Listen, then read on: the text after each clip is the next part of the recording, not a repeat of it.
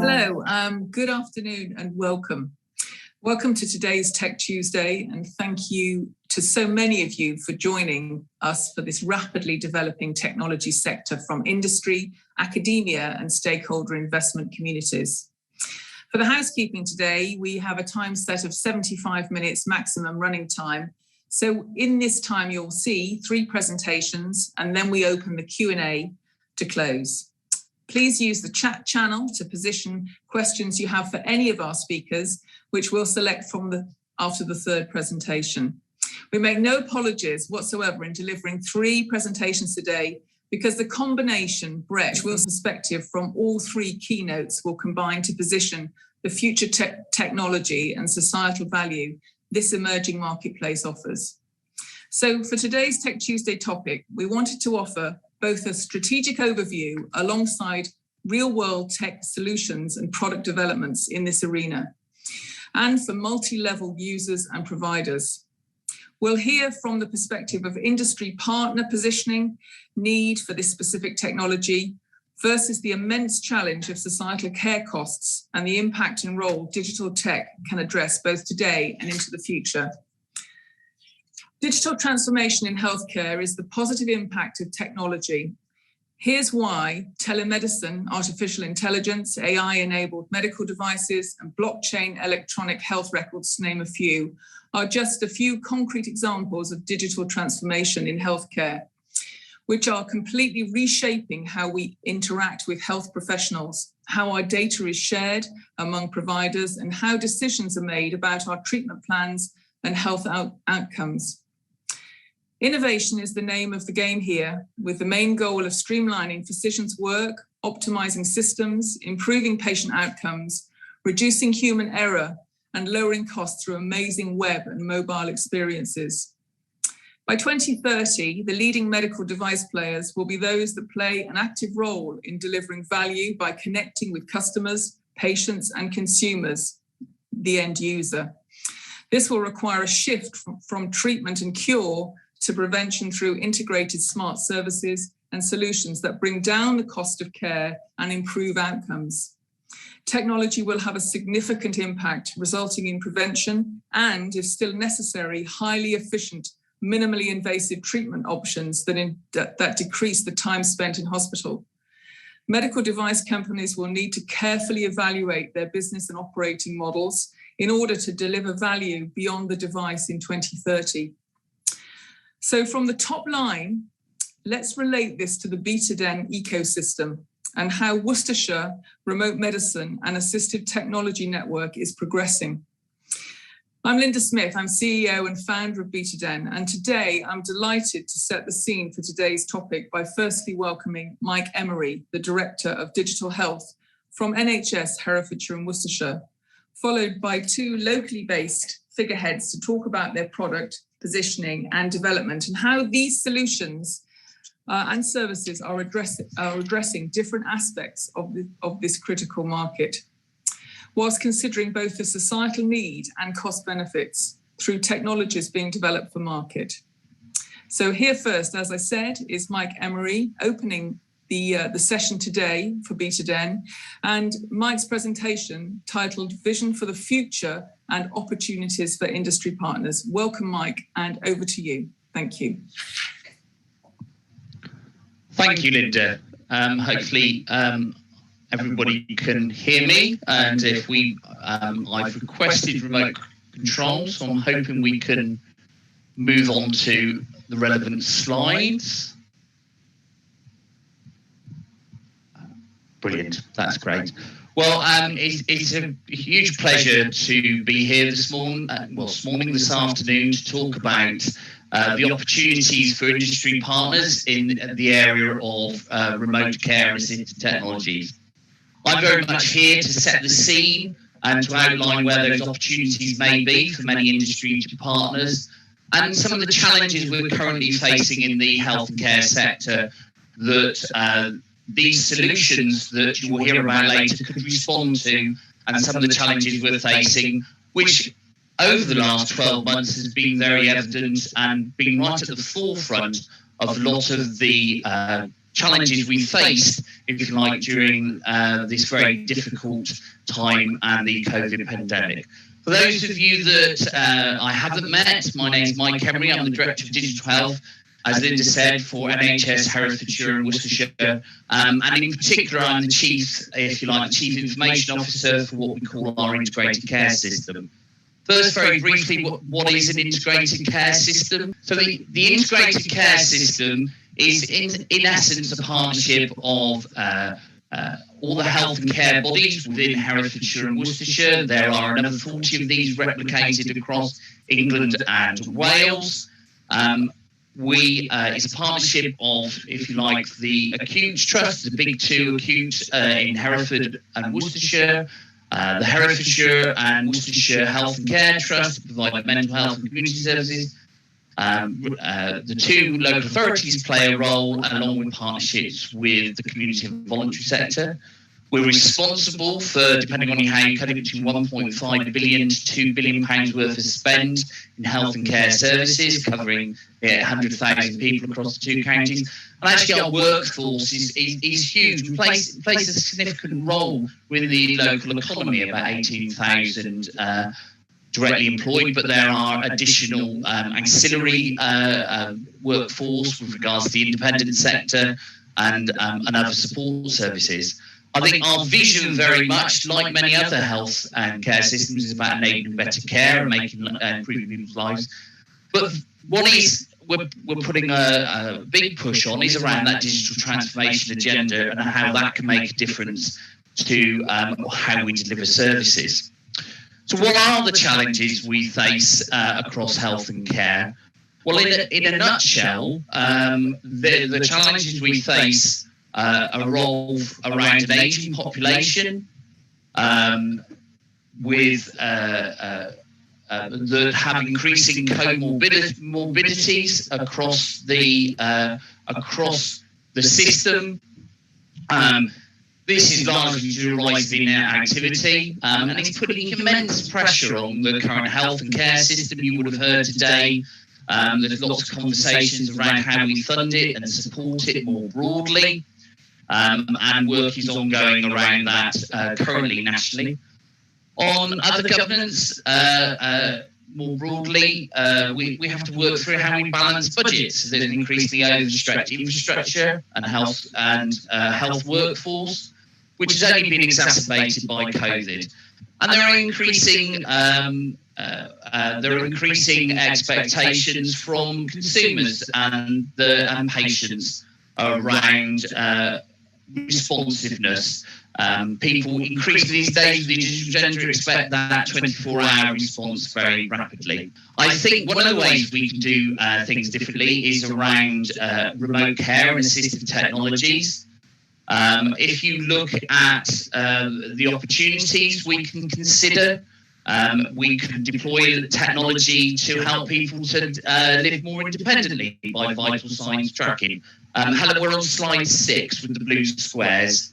And that would allow people to live independently and to have care away from hospital settings. There may be ways that we can support people to manage their health care around long-term conditions, for example, diabetes and COPD. Information from vital signs monitoring can go straight back to clinicians who can then use that information to inform the clinical decision making. Importantly, we can do far more away from out of hospital settings around pre-operative assessments. So there's less pressure on bedded care in hospitals. We can do those assessments away from the hospital. So when people come back into the acute setting, they're able to almost immediately go through into their procedure. And the same with rehabilitation, trying to get people out of that hospital setting as quickly as possible and release the pressure on beds.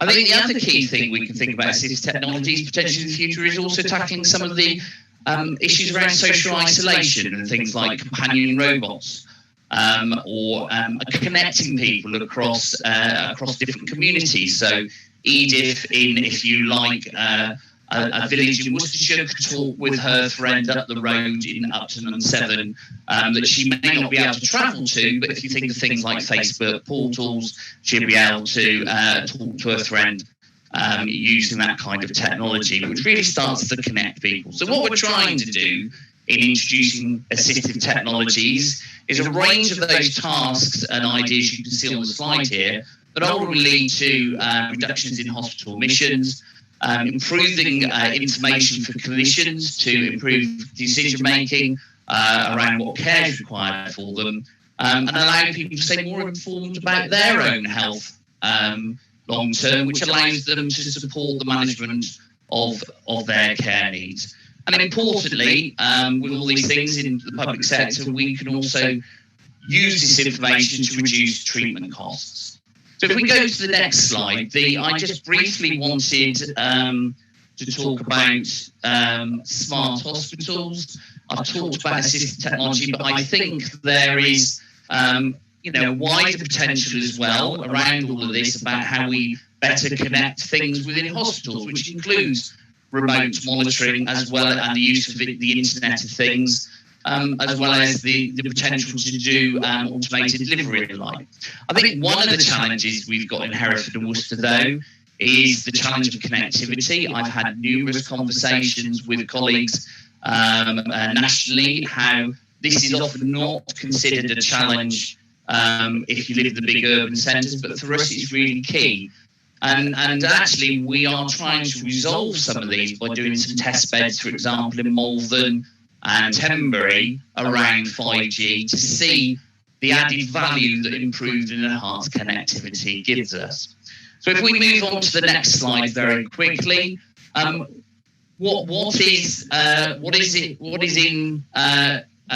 why should you be interested in the industry sector? Well, I think Linda already mentioned some of this, but it really is one of the fastest growing global sectors in the world, digital health tech. Some figures talk about 4 or 5 fold increase in the next 3 to 4 years as an industry sector. And if you think you can start to, if we use Hereford and Worcester as a test bed, you solve some of these issues in Hereford and Worcester trial technology, that's globally applicable to places like India, China and Africa, huge markets that the industry sector can take account of. I think the other thing that I would push around economic development is by solving and supporting people with long-term conditions. We're trying to reduce the impact of ill health on the economy. Some analysis we did 2 or 3 years ago said that the impact of chronic heart disease, not health disease, and COPD is something like £280 million per annum for the Hereford and Worcester economy. So you can see this is an area that we should all be invested in to try and solve. And we want industry to take, local industry to build on this. We want to attract the talent to Hereford and Worcester. It's a lovely place to live, so why shouldn't we promote Hereford and Worcester as an area we can test some of the technology and trial different things. And as I said, we are being noticed. We've got some test bed pilots in Malvern and Tenbury that industry can potentially use in the future to trial some of these technologies and the advantages of connectivity. So if we put all that in place, what are some of the exciting things we can look at potentially in the future? So a couple of very quick examples, and I know you're going to have some specifics in the 2 presentations. So the next slide talks about telemedicine, the ability in the future via good connectivity, things may be able to be done remotely. You can work with clinicians, excitedly, around holograms or holomedicine to train people and also to help diagnose people. And we're also doing some work around remote physiotherapy with various devices. So there's a lot out there we can do and could do over a significant distance. And then the next one, just quickly, we talk a lot about artificial intelligence. If we're collecting the information, then we can use that to inform clinicians' diagnosis and decisions. And for example, by taking that early information, it allows us to notify or prevent people's, if you like, deterioration. and admissions into hospital. And so the more information we get and collect remotely, that helps us with that preventative work that we've already referred to, but also allows us to support individuals to manage their own health. So the very last slide, I have a phrase that I use a lot from Steve Jobs. Slide that talk about Steve Jobs, about how when, why this is exciting. I think if we engage people and work with people, this is a really exciting agenda, and I talk about putting the D into the universe. And I think if we can create a community of practice, there's a lot we can do to really deliver healthcare differently, working with industry partners. And from a personal perspective, I've seen the ability of assistive technology make a real difference. I have a daughter who's autism and non-verbal. With epilepsy, we use a tracker to identify when she pretended her vital signs could be moving her towards a seizure. But it also allows her, we've got a talker that she uses to allow her to communicate in a far more independent way. So there's the wider industry sector, but when you see the difference it makes to an individual, I really think it's an exciting agenda, an exciting prospect of what we can do about remote monitoring. And I know the two presentations that follow will give you two specific examples. Hopefully that gives you an overview of the things we could do in the future. Thank you very much, Mike, for, should we say, that overview and very kind of personalised end to that presentation as well. So next up, you're going to hear from Rupert Lawrence. So Rupert Lawrence is the former head of Amica 24 and non-executive director for England at the Tech Services Association, TSA. Amica 24 is a leading provider of technology-enabled domiciliary care services, talking about tech journey moving from traditional telecare model to create embedded innovative solution for technology-enabled care. Rupert's presentation today, and I think you're really going to enjoy this, is entitled Journey to Technology Embedded Care. Keep some questions start flowing, or should we say where your thoughts are leading. Don't forget to use the chat channel. And as I said, we're really interested in quite a mixed audience today from industry, academia and stakeholder management. So again, questions for any of our speakers, please feel free to use the chat channel, which we'll get to at Q&A. In the meantime, if I can hand over to Rupert, please, if you could take your presentation forward for our audience. Thank you very much. Thanks, Linda, thank you for inviting me to speak here today. I'm really excited to share some of the details of the tremendous work that has been going on over the last 6 years in Worcestershire around technology-enabled care, and really want to be able to share our journey to that end over that period of time, and highlight some of the opportunities for technology. There's some great suppliers out there with great ideas, and I'm going to touch a bit later on about our work with specific suppliers and things. And you're actually going to see a great example in the next presentation of a wonderful technology being demonstrated, a technology that I have experience of, and as Mike pointed out, the difference that these technologies can make to people's lives are absolutely immense, and seeing the real people impacts of these technologies is really something special. So just very briefly about me. So the last 6 years I've been head of Amica 24, which was formerly Worcestershire Telecare. I'm moving to a more national kind of focus with my work going forwards, but my primary focus has been working within Worcestershire and helping to transform the delivery of assistive technology-based services across the county. And it's been a really, really exciting time. And from that work, I've actually started to work at a national level with the Tech Services Association. I was elected Augmentative Director for England in 2019. And that's been a really great profile raise for the work in Worcestershire, and it's really recognised as one of the leading examples of best practice around technology-enabled care. So that's been fantastic. Next slide, please. So what I'm going to present on today is just a bit of background around that migration, that journey from a basic assistive technology telecare type service through to how you deliver effective technology-enabled care, how we worked with the local authority here in Worcestershire to really transform the way that packages of care were designed and delivered, and really putting technology at the heart of those, and really talk about how there's so many opportunities for technology. Mike was talking around the impacts and costs around particular conditions and disabilities and things, and really wanted to highlight some of the excellent work that we were able to do to help people living with some really quite complex needs, and really overcoming some of those challenges. And I'm also going to touch at the end about what does the future hold for assistive technology, and that hopefully give our delegates today some insight into the opportunities for products and solutions. Next slide, please. So arriving in Worcestershire in September 2015, I previously worked in Herefordshire around a similar type of service.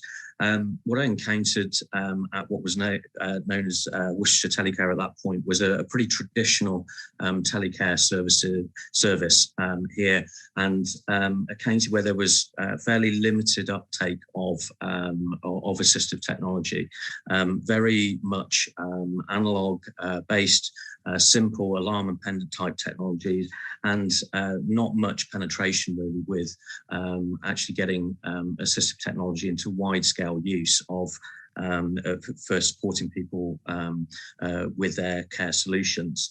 And after some initial work at Worcestershire Telecare, really started to embark on the journey of outcomes-driven technology-enabled care.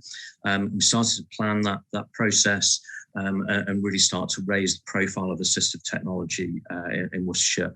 One of the ways that we did that was through a showcase facility that we developed and convinced it worked really, really well, really started to bring in local stakeholders and really start to share some of the knowledge around the potential for assistive technology devices, and really start to highlight the use cases for those solutions.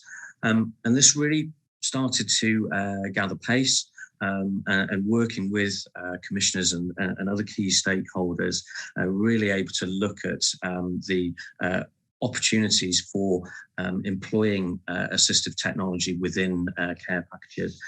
We looked at this from a large scale perspective, but really delved deep into some of the cases that were presenting some pretty unique challenges for helping people to remain independent and healthy in their own homes.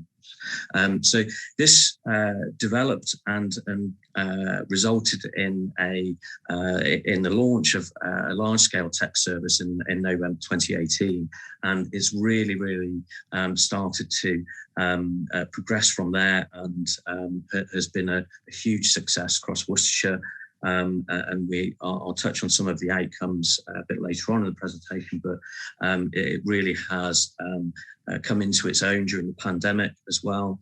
Having that embedded approach to technology-enabled care has resulted in Worcestershire being very well placed in terms of being able to react to some of the unique challenges around that pandemic.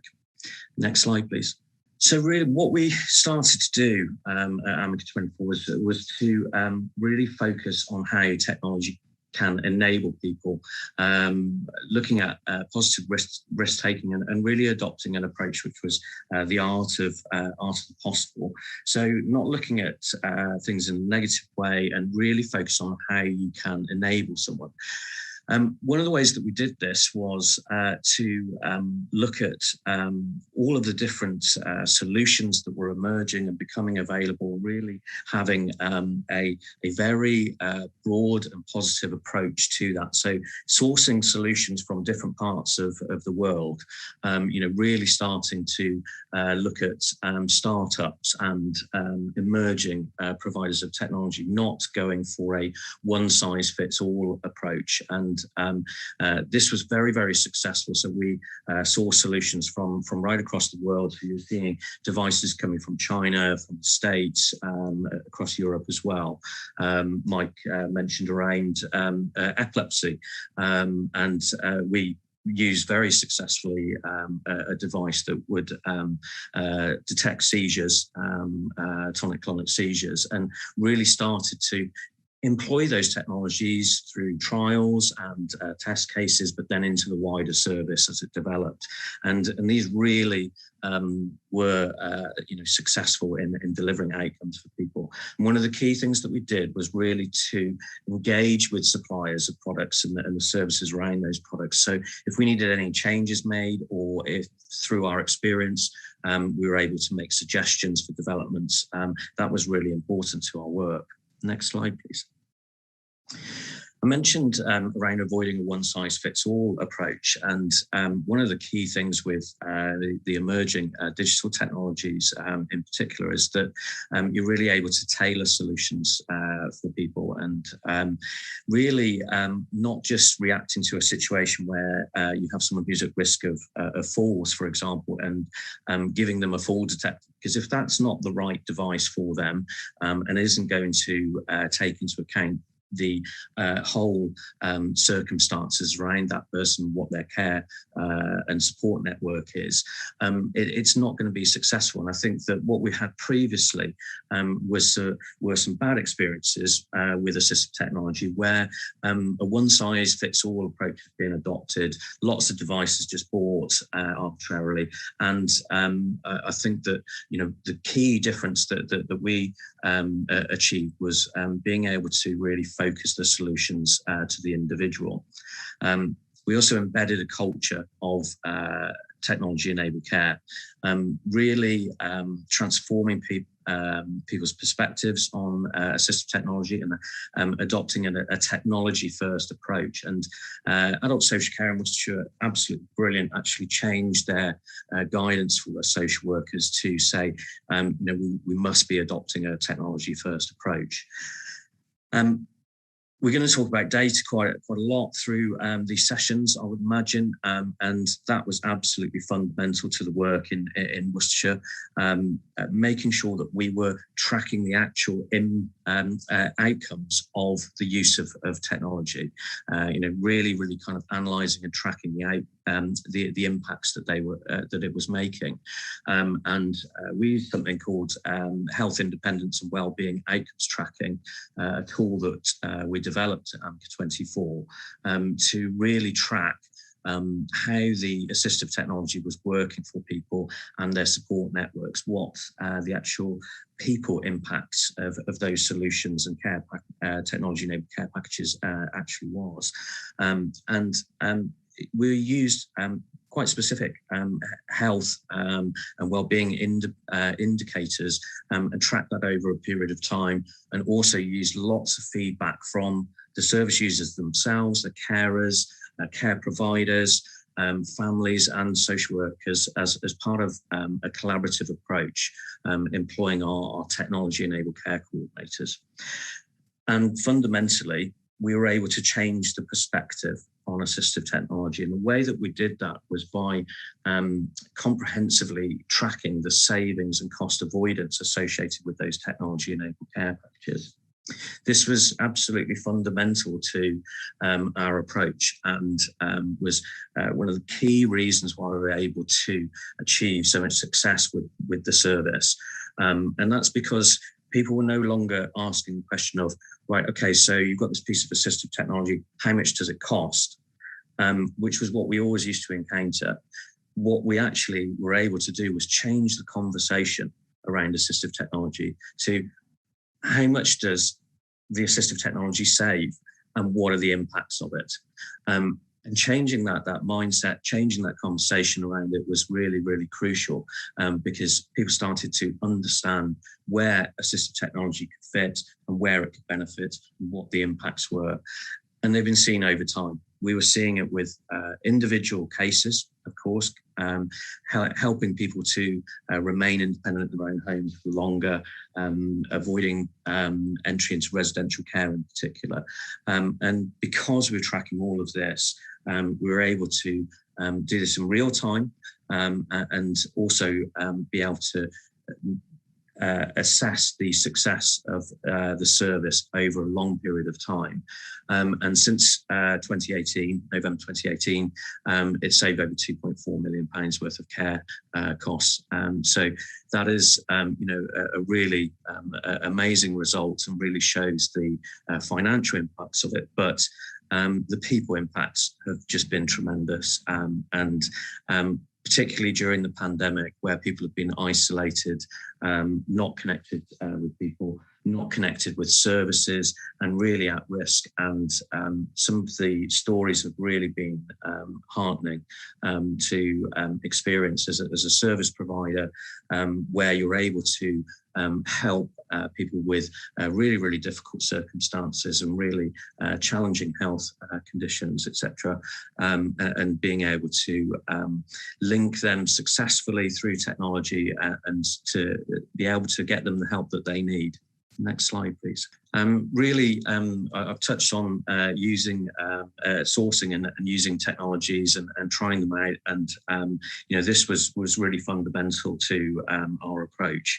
And what we were very successful in doing was to learn about people's individual circumstances, and then share that information.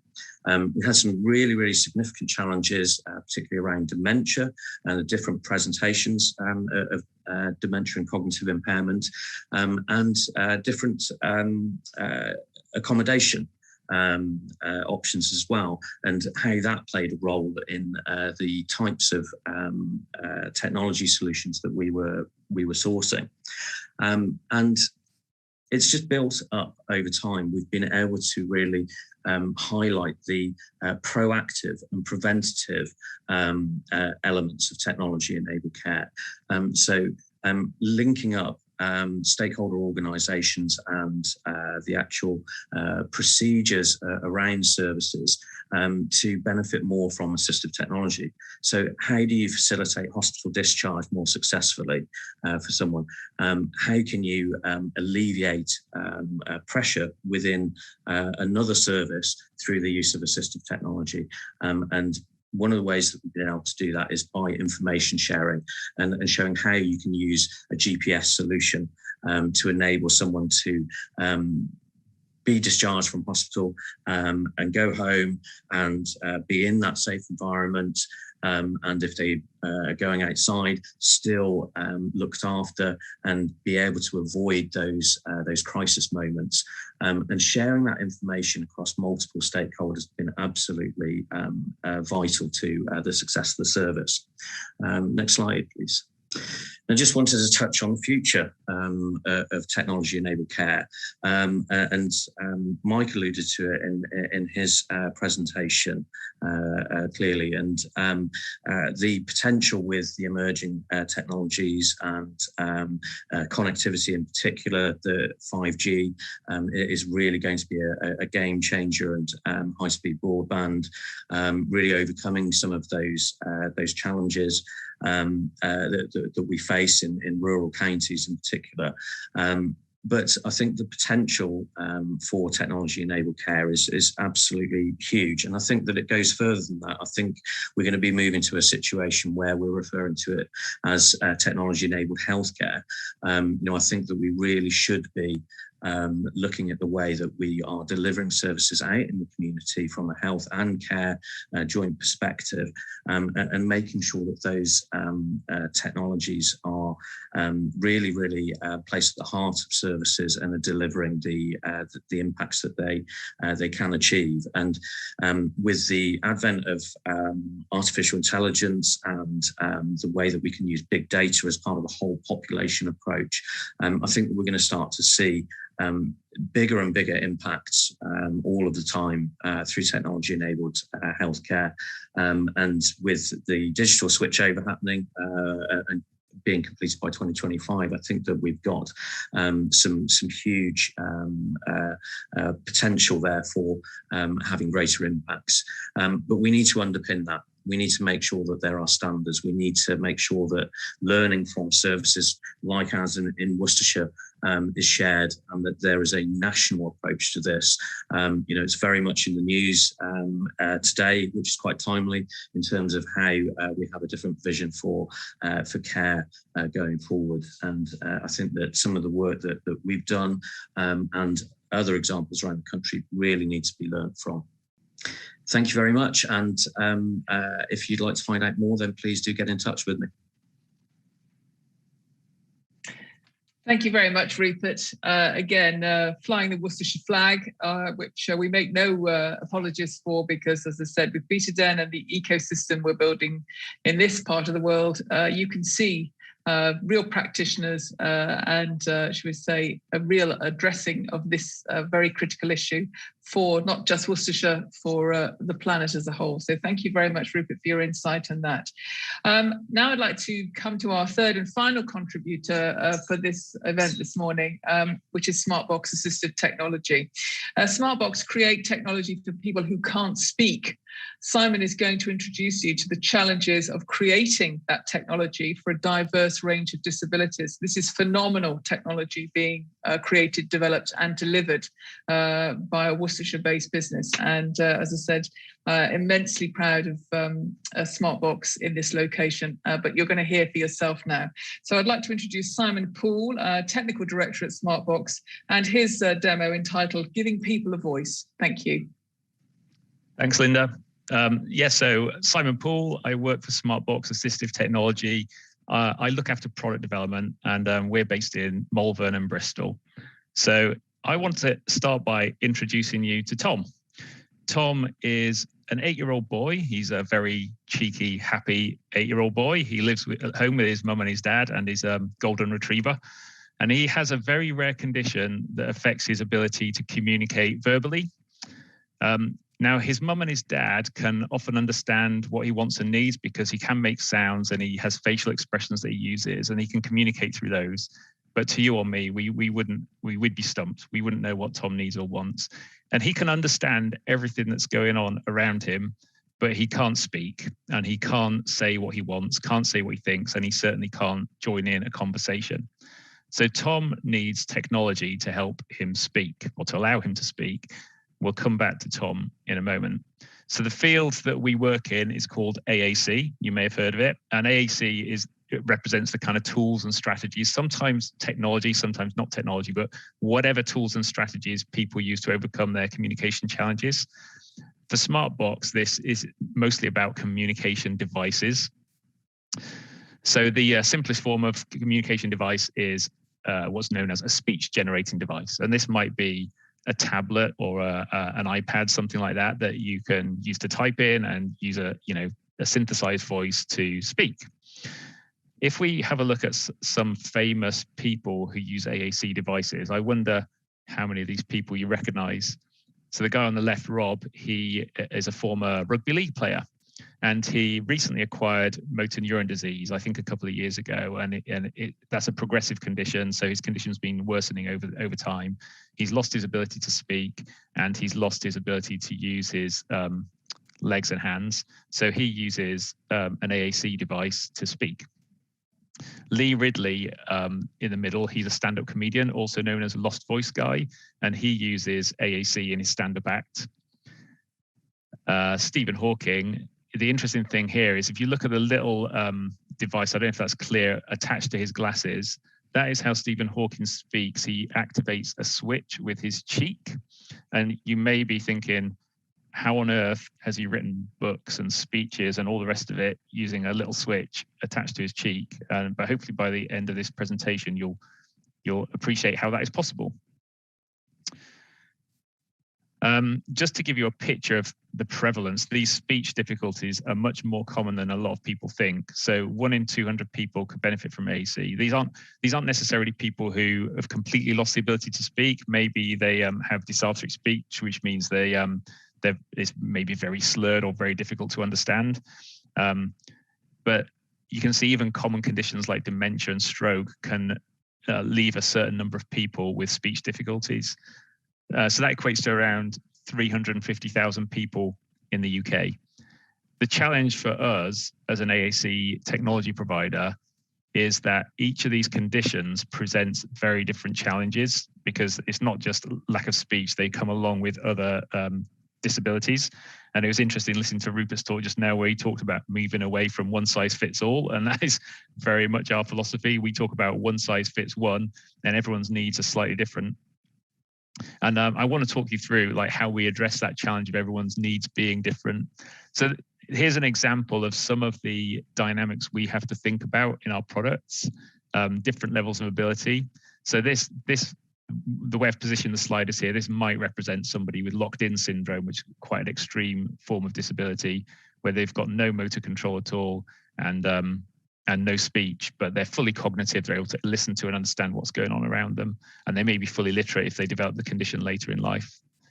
Somebody else, maybe they've had a stroke, and maybe that's affected them in a bunch of different ways. Like it may have affected the language centers of the brain, their ability to understand and generate language, or it may have affected motor control, or it may have affected, the classic thing that people think of is the muscles around the face and making speech harder to understand.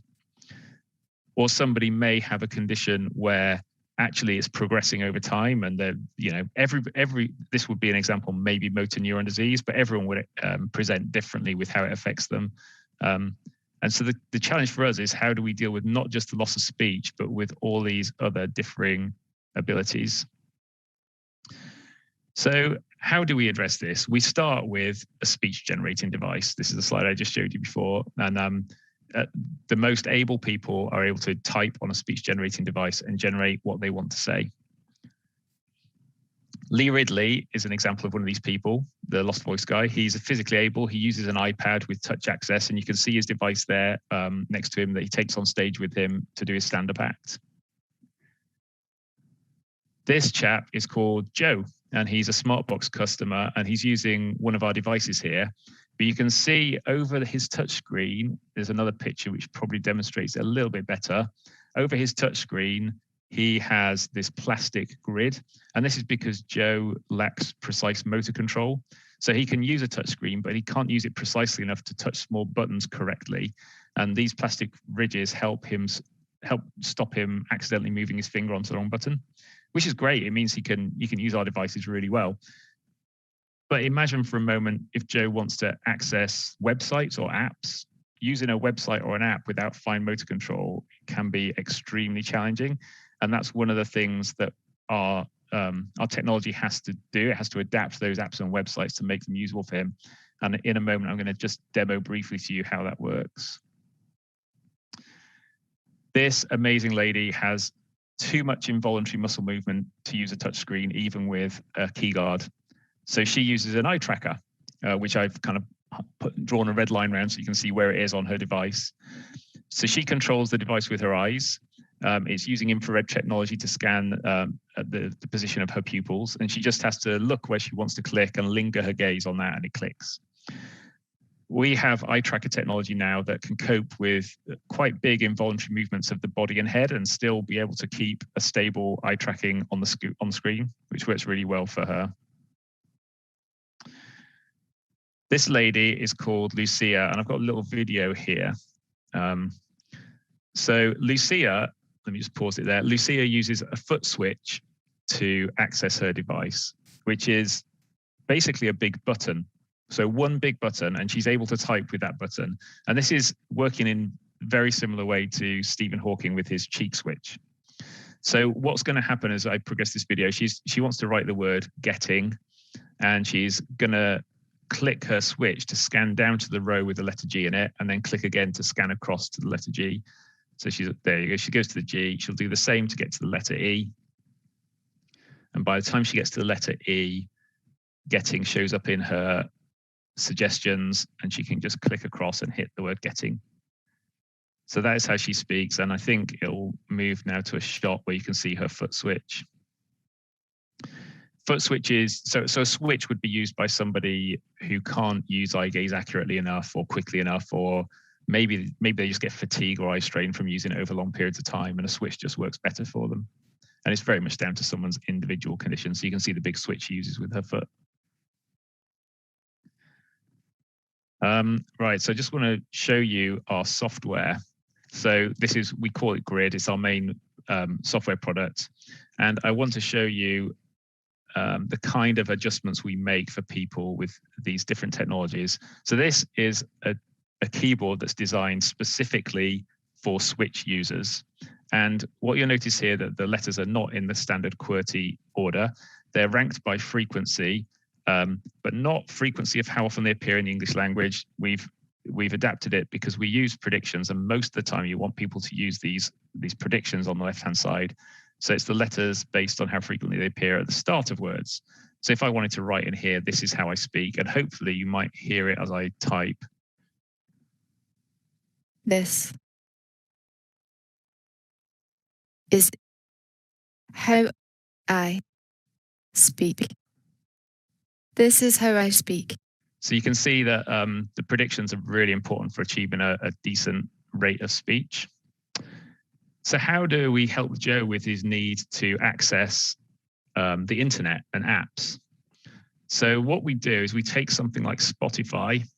Let me just get into the Spotify app. And we show the app on the screen, and we wrap it with accessible buttons. And you can use either a device with a key guard by touch, or even eye gaze if you use eye gaze but you're not super precise with your eye gaze positioning, or somebody like Lucia who uses a foot switch. She can now use Spotify. You can see as I mouse over these on the right is selecting items on the left, and I can go to browse and look at what's in the charts, and this makes and I can get back to all the actual play and next previous controls. And that makes Spotify accessible for people like Lucia to use.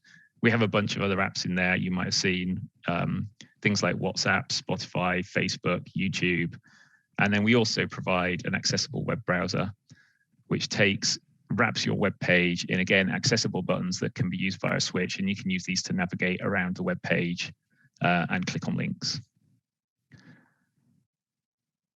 So let me just go back to Tom, who I showed you at the beginning. So Tom's 8 years old in this picture, remember. He first started using an AAC device when he was 5. But of course, Tom couldn't read or write when he was 5. And this is a common problem for many AAC users. Some of our users acquire a condition later in life. So people with MND is a classic example, and they're fully literate and they're able to use a keyboard and a computer. They know how to do that, and text prediction and autocomplete, and they can get going. Other users like Tom, who are born with their condition, have usually not learned to read or write, but still need to be able to speak. So the solution for this is called symbol-based vocabularies, and I'm going to show you an example of that. So Tom would have started with something like the SuperCore Learning grid, which is so let me show you. So it's a 12-cell grid of buttons, because when he started, he would have had very low accuracy with his eye gaze. He would have had to learn to use it precisely, and his communication partner or carer or his mum would pick a theme based on what they're currently doing. So maybe the eat and drink theme.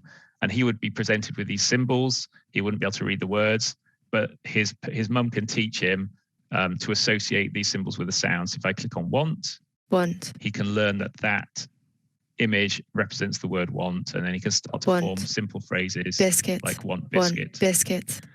He would then progress as he becomes more used to this onto a grid with more cells that lets him express a little bit more. And then ultimately, he would move on to a full vocabulary. So this grid has the left-hand side, left 2/3 is what we call core vocabulary. These are words you use really frequently in everyday life. And then you can access things like extra words regarding position, or I could access things to do with education and get extra words in there. And I've got down the bottom, I've got adjectives, verbs, questions, and more words to do with people. So if I wanted to say, this is how I speak on a grid like this, I'd be learning what the symbols mean. And I'd be going, this is how I speak. This is how I speak. You can imagine that's a fairly slow process and it takes some time to learn, but actually people do become quite effective with it over time. So final slide really is just to say, like, our two kind of key challenges. Well, there are many challenges we're trying to address, but two ones of particular interest I want to call out.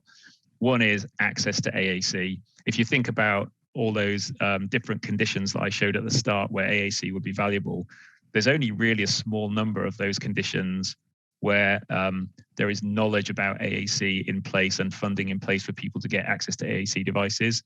And a lot of people who would benefit from it really don't have access because the care professionals working with them don't have the knowledge of AAC to know what difference it could make to them, or the funding pipelines aren't in place. So access is one thing, and we're working on that. We're going to be looking at dementia in particular in the next year to see what we can do in that space. And then the bottom numbers, WPM means words per minute, and this is talking about speech rate. So on the left, we have the typical speech rate of somebody using an AAC device, and on the right, we have a typical speech rate that I would speak at, for example. And you can immediately imagine how these devices, they're amazing in terms of what they unlock, in terms of people being able to express their wants and needs and talk to people and write documents and etc. There have been several autobiographies written using AAC devices. But in terms of participating in a conversation with a group of people, it's not there yet, and there's a long way to go. So that's it really, and it shows you kind of a summary of our space and what we're working on. All I can say is wow. I hope the audience is as blown away as we are as a team about Smartbox and the amazing technology that you are creating and are delivering on. So thank you so much, Simon.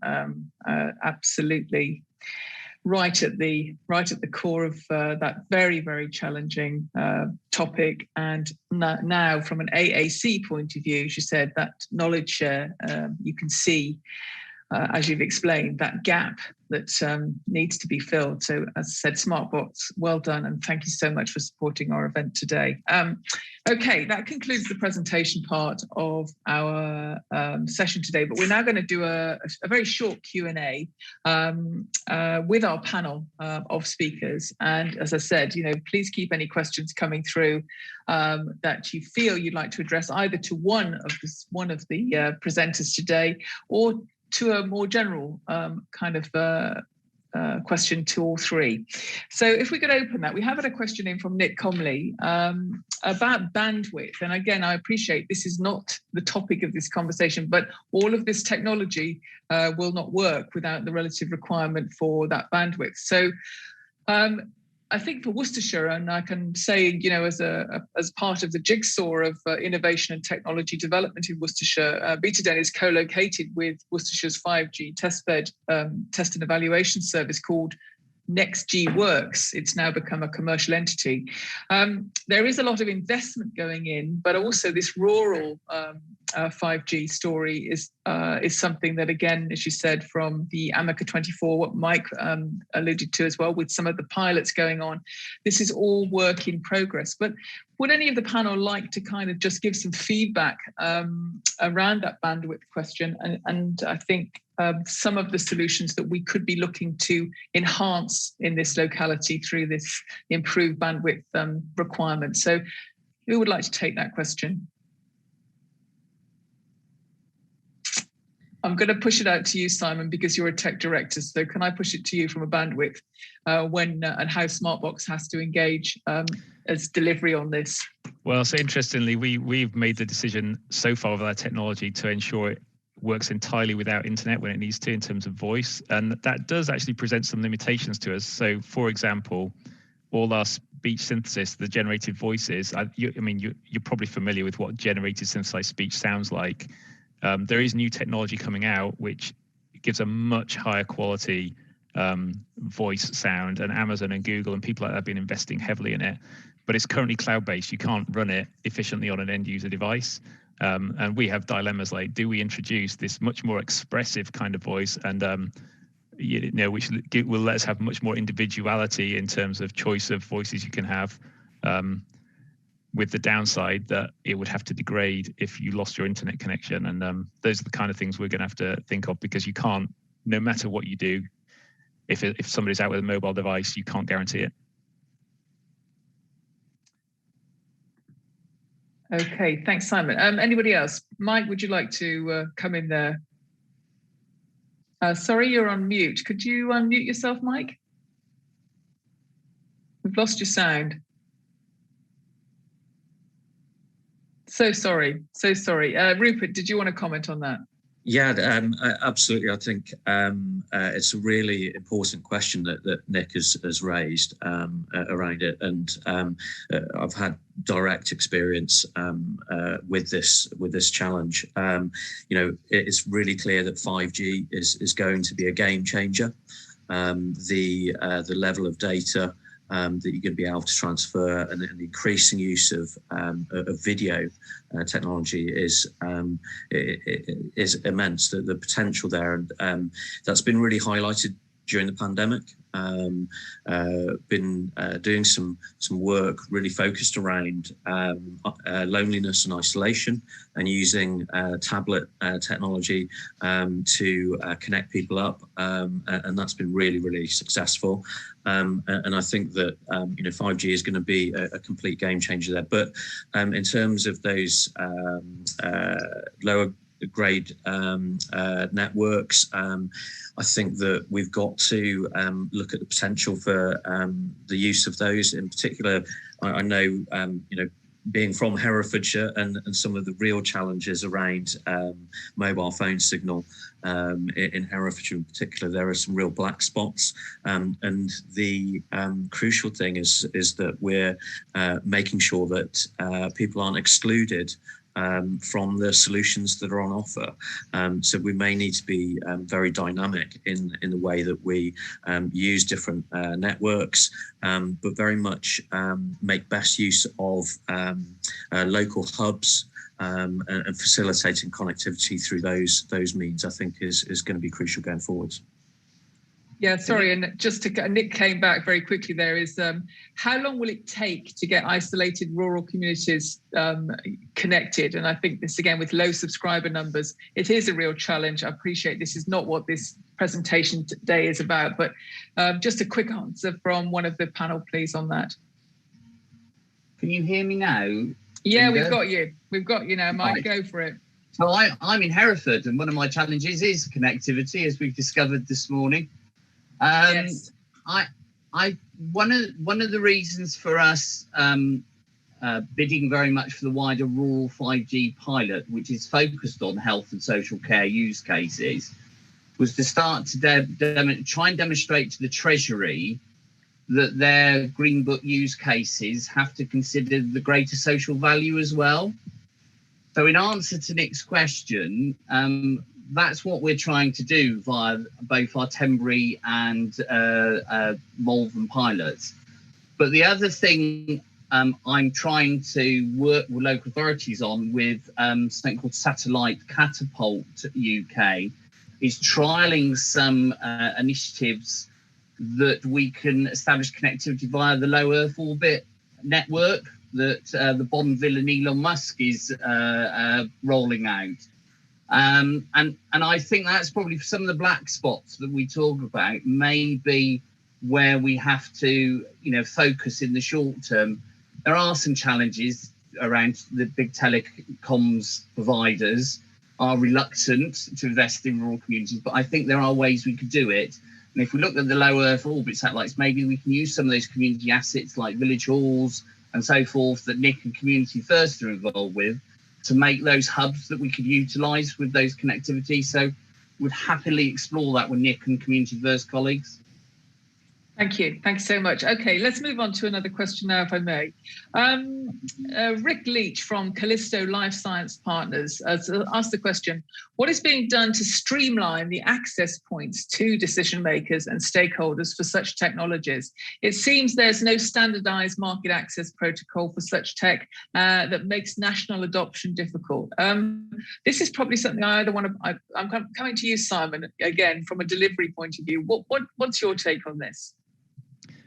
So I think in the AAC market, the established AAC market is not too much of a problem. So in the UK, for example, there are NHS hubs that specialize in AAC. And if you're in the area of one of these hubs, then you have access to the specialized support you need to get access to technology. Or you go to direct to technology providers, and they're very good at signposting people. I think the challenge for us particularly is more in other countries where there isn't this established understanding of AAC, and we can't just launch a device and a sales team in a market. The whole infrastructure of funding and support has to develop along with it. That is something we're thinking about, how we might start to do that in other countries. Thanks. Rupert, did you want to comment on that? Yeah, I'd endorse what Simon was saying there, and I think it links to another question that we've got within the chat as well, from Matt Richards, around how do people get a better understanding of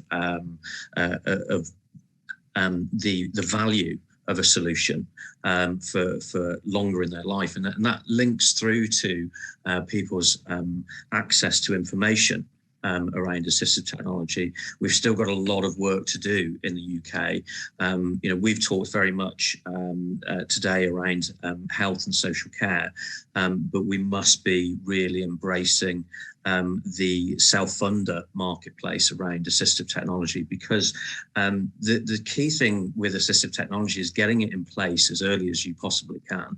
And one of the ideas that we've talked about very much here in Worcestershire has been around people's life curve.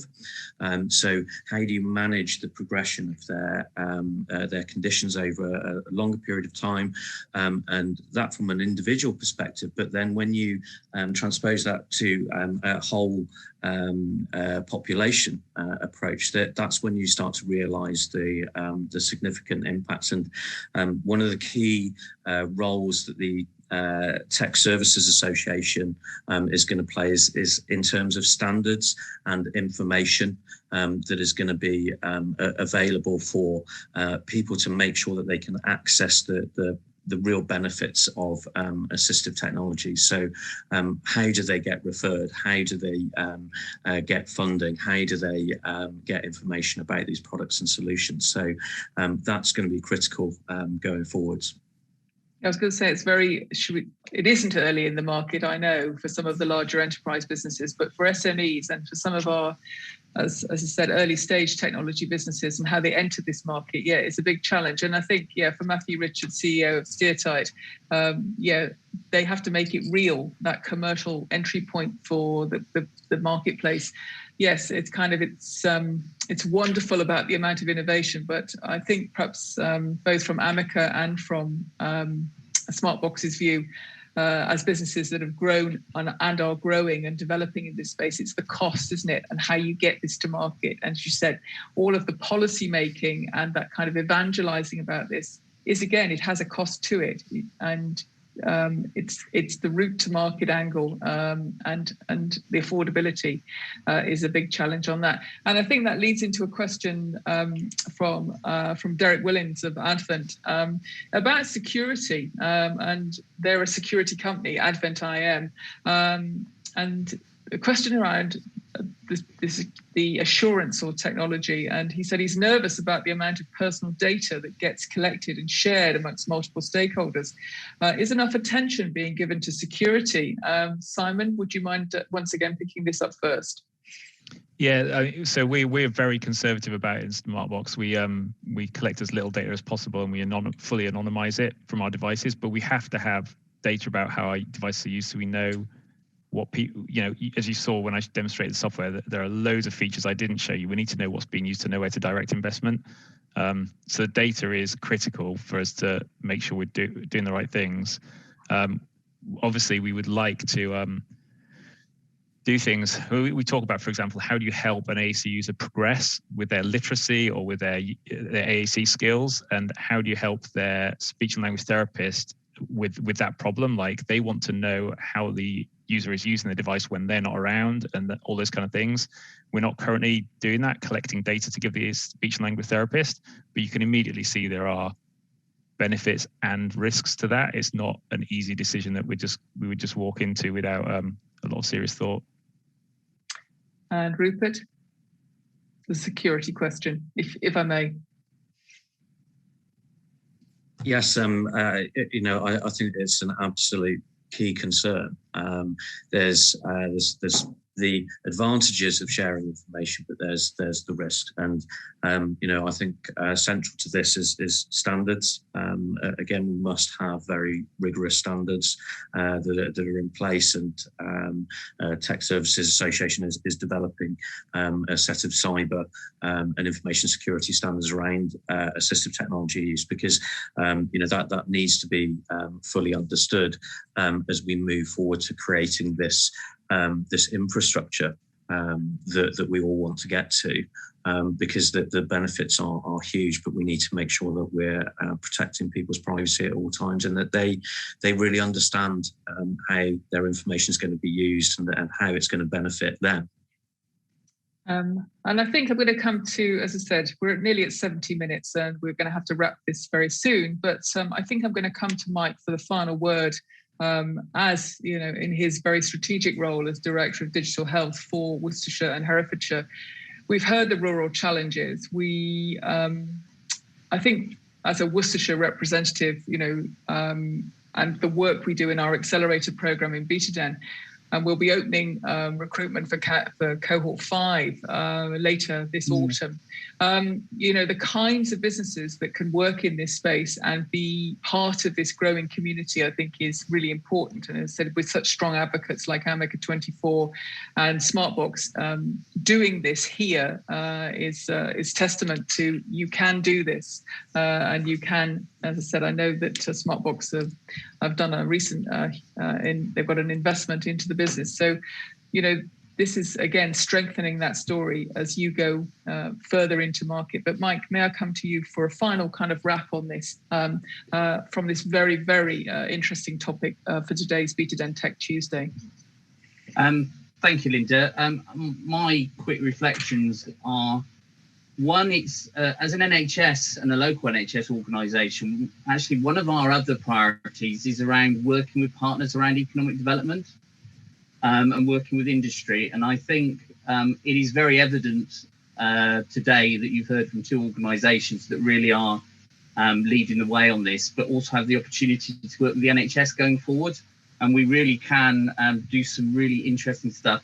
I think nationally, it's important to remember that this is right at the top of the agenda of the health and care sector. NHSX are looking to invest monies into startups, but also existing organisations to commission initiatives. So there is a way into the market by working with partners across the sector, which is very, very exciting, and working with people like Rupert on the standards as well, which is underway nationally. So I think huge opportunities for all. And then, as I put in the chat, I will just end on the personal note. I know the benefits of this for individuals, my daughter in particular. I've got to declare a conflict of interest, but Smartbox has made a huge difference to me personally, and I know what remote monitoring can do, and assistive technologies. And we have an incredible opportunity to work together on that across Hereford and Worcester. Let's be at the forefront of it. Absolutely. Thanks, Mike. So I hope you've all enjoyed today's presentations, and I hope it's given you plenty of food for thought in both technology application, challenges around it, and all of the, should we say, digital connectivity that that makes, should we say, some of Worcestershire's focus now, particularly in the 5G and beyond investment, even more pertinent. So we close with a reminder that BetaDen's Tech Tuesday series continues, and we'll wrap the end of this year's broadcast on the 7th of December with a topic title of Global Technologies for the Next 5 Years. And we plan to have 3 leading keynotes from technology leaders for that. Sticking to strategic sectors for Worcestershire, I would stress, but certainly please don't miss that one. Make a note in your diaries and register. More on the speakers available for that, and should we say how we're going to cover that coming later in the autumn. We look forward to seeing some of you at some of our future events that we'll be planning, hopefully, to get some more physical delivery online from our base at Malvern Hills Science Park. And the other local event, if you are local, is we're part of Malvern Festival of Innovation on the 7th of October, Thursday, the 7th of October. We're going to take place in an afternoon event at Malvern Theatres called Innovation on the Hills. Some of BetaDen alumni companies, a very mixed technology network at the moment, but some very interesting, everything from cybersecurity, AI, autonomous vehicles, and some edge computing solutions. So if you'd like to come and meet some of them and some additional tech entrepreneurs, the afternoon of the 7th of October at Malvern Theatres, it's a floor walk, no big pressure, but if you'd like to come and meet some of these companies and hear about some of their tech, please join us then. But I just would like to end to say thank you to Mike, Rupert and Simon today for supporting BetaDen with this Tech Tuesday and this immense topic, and let the journey continue. And as I said, thank you for all the work you do in this area. Okay, and thank you to our audience for joining us, and please spread the word. The next Tech Tuesday, 7th of December. Thank you. Bye-bye all.